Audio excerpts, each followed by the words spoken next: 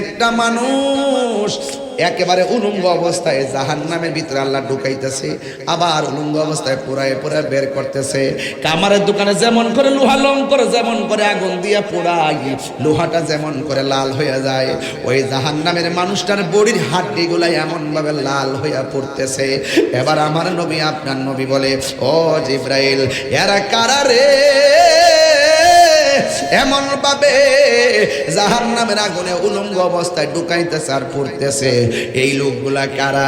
এবার জিব্রাইল আলাইহিস সালাম বলে, ইয়া রাসূলুল্লাহ, নবী গো নবী গো, মায়ার নবী, এরা হলো দুনিয়ার ওই সমস্ত মানুষ যারা জেনাকার আর জেনাকারিনী, যারা বেবিচারে লিপ্ত হতো, অবৈধ মেলামেশায় লিপ্ত হতো, এদেরকে আমার আল্লাহ এমন ভাবে শাস্তি দিতেছে। ও যুবকের দল, পায়ের মধ্যে হাত দিয়ে বললা যায়, আল্লাহরে ডরায়া যদি পাপ কাজ ছেড়ে দিতে পারেন, আল্লাহরে ভয় পায়া যদি অন্যায় কাজ ছেড়ে দিতে পারেন, আমার নবী আপনার নবী বলেন, আপনাকে আমাকে আল্লাহ আরশের নিচে ছায়া দিবে। জোরে কোন সুবহানাল্লাহ।